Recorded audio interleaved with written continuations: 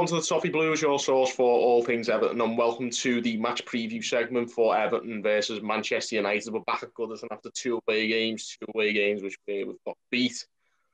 And we've got to try and turn this around a little bit. We started the season brilliantly and it's fell away the last couple of weeks. Some horrific performances. Terry and Owen join me for this one. I'll start with you, Terry. Do you think that we can turn this around in the United game? This sort of slump that we've got ourselves into?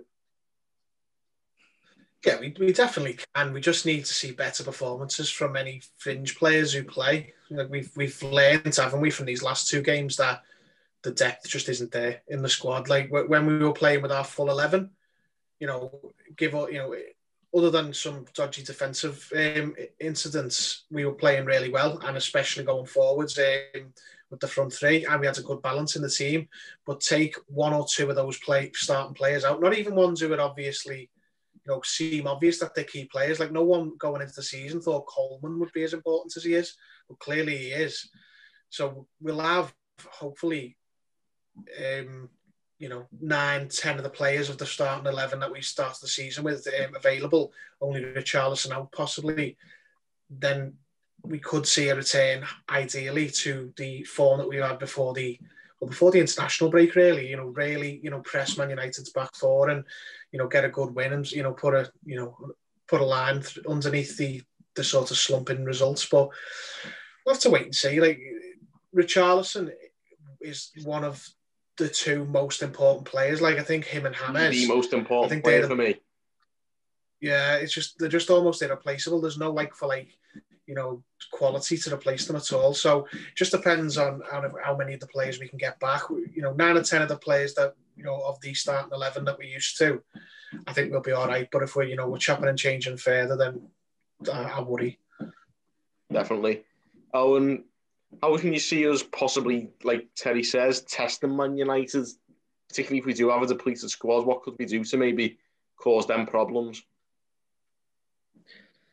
I think Man United are in a bit of a tough situation at the moment. Obviously, there's a lot of questions surrounding Ole Gunnar Solskjaer and the defence. In attack, they can be a bit wasteful at times. So it's not looking good for them, which is why they'll probably come to Goodison and beat us. But nevertheless, if we press them, we don't play like a 90s Dutch team again, then we most likely will give them a very good game, if not beat them.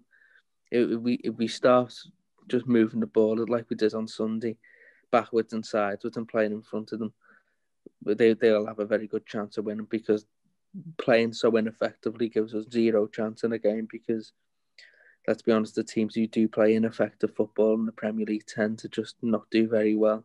The teams who do well are generally the teams that have something about them in the final phase in terms of either getting the ball there relatively quickly or having the quality in them positions. If they wait all day to get the ball into the final third and they move it left or right and they haven't got Man City's players, they usually are between the positions 15th and 20th. So what I would suggest for this game is we move the ball a little bit more quickly than we did in the last game. Obviously, James should be back. That's a boost. Hopefully, Coleman will be back.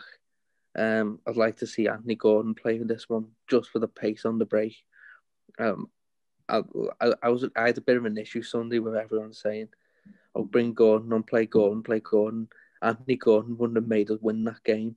He might have helped us be a bit more sort of progressive up the pitch, but he wouldn't. He doesn't really come on and sort of change the game, does he? So, but I would like to see him start this game because he is someone to stretch their back four in terms of play counter attack. What's important for us, I think we've got to start. Every time we've started strongly, we've gone on to do well. I mean, we got lucky in the derby when we didn't start strongly, and the last two games since we've been horrific. We need to really come out the blocks in this game, I think. And obviously Manchester United are also in a bit of a difficult place at the moment, like you say. An early goal against them would probably rattle them as well. Hopefully we'll get one like we did last year when it just goes off Calvert-Lewin in from a goal kick. That would be nice. Yeah. Do you feel that's the kind of luck we need at the moment? If we get that kind of early break, I would fancy us. like I say, for the majority of the Premier League games, it's the first goal. If we get the first goal, I'll put good money on us winning the game. If Man United scored the first goal, you're probably looking at them being the favourites. I think it's about keeping a clean sheet's the most important one in this one, because I think we'll get chances. I think even if we play a Iwobi and Bernard, I think we'll still get chances. And I think it's just about making sure we're as tight as we can be at the back.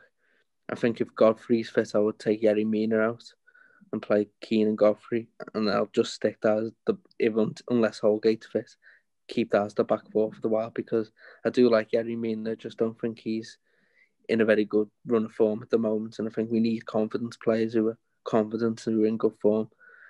Don't think he is, so we will see. I do think Godfrey and Keane could be a good partnership, to be honest, given that Keane's not the quickest, Godfrey's incredibly quick. It's more recovery pace with him than sort of like line and pace, but it would complement each other quite well, I think. Definitely. On the other hand, of course, Man United, they're in a bad place, but they've still got decent players. What sort of threats have we got to look out for, Terry? What do you think we need to sort of shut down if we're going to keep a clean sheet? Well, it depends really what Man United turn up, because they're just so hot and cold as a team. Let's have it right. They've got attacking options coming out their arse. The quality attacking players they've got, they're just not very good defensively, structure wise, or man for man wise. They don't seem to have it right. But you don't know what type of team Ole Gunnar Solskjaer is going to pick, what formation he's going to pick. He's chopped and changed. I hope, from our point of view, that he goes back to a 4-3-3 or the diamond, because the diamond let him down at Goodison last year because the two forwards just got pulled wide. And let's be honest, we should have really won that game, with the decision at the end. This year, the Bruno Fernandes is, I know he was there for the last game, but he's even more settled into the team now. If they play three at the back, that's where I worry. I think that, we will struggle against them, because they'll have that, they'll look to play as their away team, and that will suit them more because they've got that, pace going forward with the likes of Rashford, Martial's not slow, Greenwood, and then obviously the midfield speaks for itself. You've got Donny van der Beek. Donny van der Beek, if he gets picked, but he's sort of got a bit of Klassen syndrome, hasn't he, where they've bought him and they don't seem to want to play him. And Fernandes, I'm not even mentioning Pogba, because frankly, I don't think he'll start because he's been horrendous for them. And I think, it's about time he got found out. I mean, I'm jinxing myself now. He'll have the game of his life against us, but I've been waiting for the penny to drop with him for a while. He's not that good a player. He just seems to be, his marketing's so good that people seem to, have a hard time understanding that he's not, all he's cracked up to be. But pace, that's the long way of saying pace up front is what worries me the most. Rashford, Martial, Greenwood, and obviously, let's be honest, the creative and penalty-taking qualities of Bruno Fernandes. They create a lot, they earn a lot of penalties, and he scores a lot of penalties. So that's what worries me. I'm in complete agreement with Owen. I'd drop Yerry Mina. I think injuries permitting, I would like to have seen that already. And I'd have Godfrey alongside Keane if we've got Coleman back for the right back position. Definitely. I'm saying nothing about Anthony Martial. Saying nothing about him until after the game, after my tweets in the last year about him. Well, I just know that Martial has an unbelievable record against us. I'm probably the reason why. Why just slate him every other game? Yeah, he's shite, but anyway, we'll leave it at that. I don't think he is, I think he's all right himself. I think he's a good goal scorer.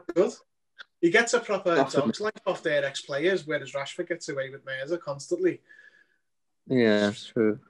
That English bias, I suppose, but it's not even, what, the one who worries me the most if he plays is Greenwood. I think Greenwood's quality. Yeah, he's a belter player. But I agree. I agree with Owen on Godfrey. I'd like to see Godfrey come in, but it's not going to happen. But I'd love to see Olsen keep his place. But there's no point even going into that one. He's already said, hasn't he? It's going to be Pickford. So Olsen,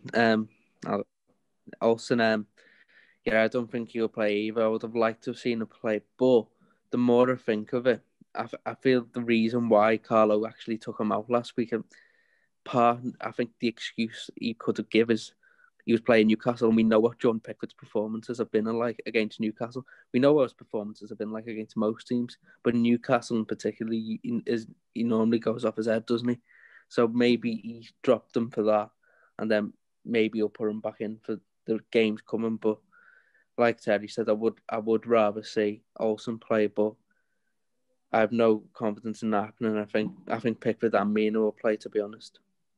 I don't think that bodes well for us. I mean, Pickford playing, I'm not sure. Pickford's often had a couple of good games against Man United, but Yerry Mina is definitely not somebody I'm looking forward to seeing in action against their strikers. No. I don't know. It's always, flip for coin. We Man United, like, we've got a good record against them at Goodison, but like a really poor one at Old Trafford, and that's across all of our different, respective managers and squads and whatnot. Just seems to be we trade results from home and away. That could be any crowd in the you are. That could be any crowd in the country you just mentioned. No, but we do. We often win at home and lose away, and it's never. That is literally Everton in a nutshell, though. Yeah, it's true. You're going to describe Everton in a sentence. Do you win at home and lose away? Yeah. That should be on the badge where Nil Sata Snissy Optimum is just that. But yeah, I don't know. I'm very much going to wait to see. I will decide what I think of this game more when I see the lineups.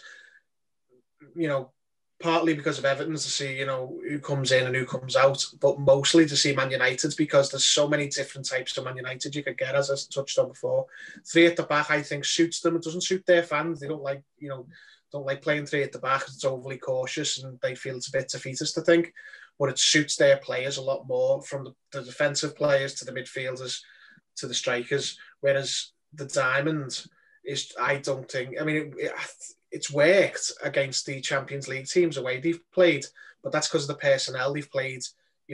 Fred, I think, is their key player. He's the least glamorous of a lot of their midfielders, but he makes them tick in midfield because he's the only one of the midfielders who will do the dirty work. Like, I'm not talking about not saying he'll fly into tackles and everything, but he'll do the necessary, nuts and bolts, unglamorous passing, and he makes the midfield work. Whereas, Bruno Fernandes and Pogba, they're not those players. They want to be up the pitch.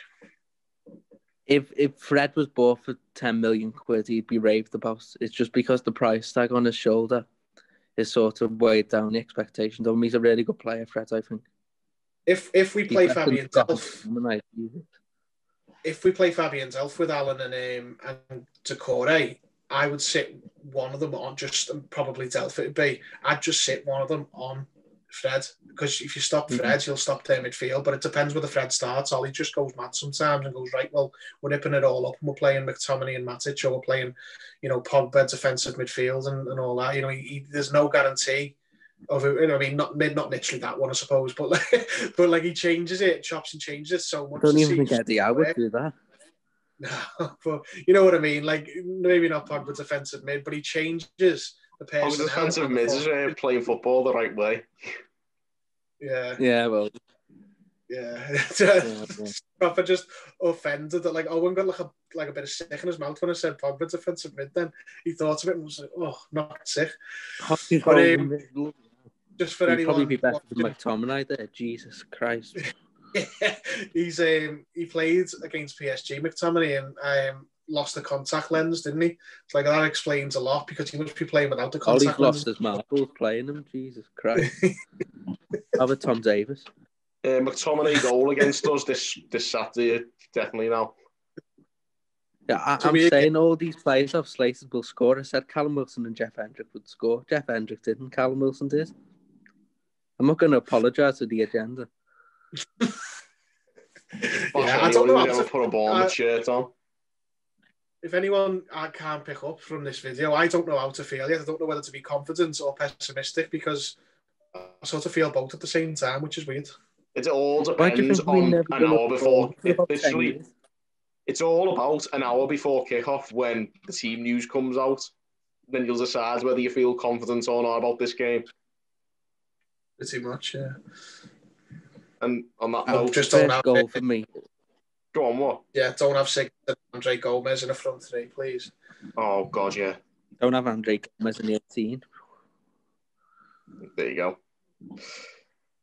There's someone who'd be worse in midfield than Pogba. Andre Gomez, old midfielder. Jesus Christ, we'll get the bloody. Andre Gomez, whole midfielder, was a thing last season. Yeah, that's why we finished 12th. Pretty much was the reason. Yeah. Between him and Gylfi Sigurdsson, moping about. The Gomez and Sigurdsson midfield duo in a 4-2-4. 4-2-4.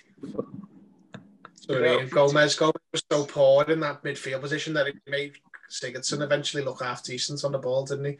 And conned everyone until he got a few games in. Yeah, it was the old I haven't seen Sigurdsson for a while, so he can't be that bad effect. But once you see him again, you think, yeah, he's absolutely woeful, isn't he? Yeah. I still say Sigurdsson's a better player than Gomez, though. Well, I don't know. They both get on my nerves, like.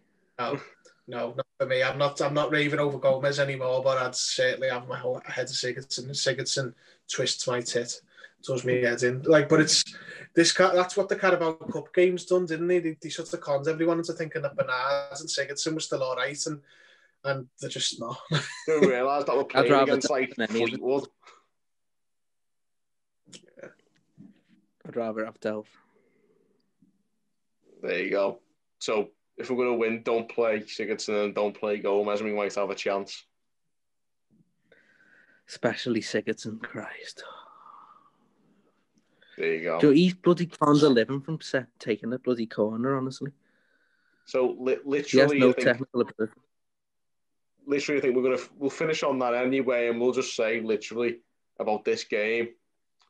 Decide whether or not you want to be optimistic, but literally just leave it until an hour before when the team news comes out, because that is going to decide how we get on in this game, is what personnel play, isn't it? Pretty much. What personnel they play. What they play, but also what we have available to us and what Carlo puts out. Hopefully, like we say, not Gomez and Sigurdsson as a front three. Whether we're Everton or we are 1992 Feyenoord, let's see. Let's see. So there you have it, guys. Let us know how you feel going into this game, what team we should put out, what we shouldn't put out. Drop us a comment below, give this video a like and subscribe for more content. And until next time, thank you guys for watching on the Toffee Blues.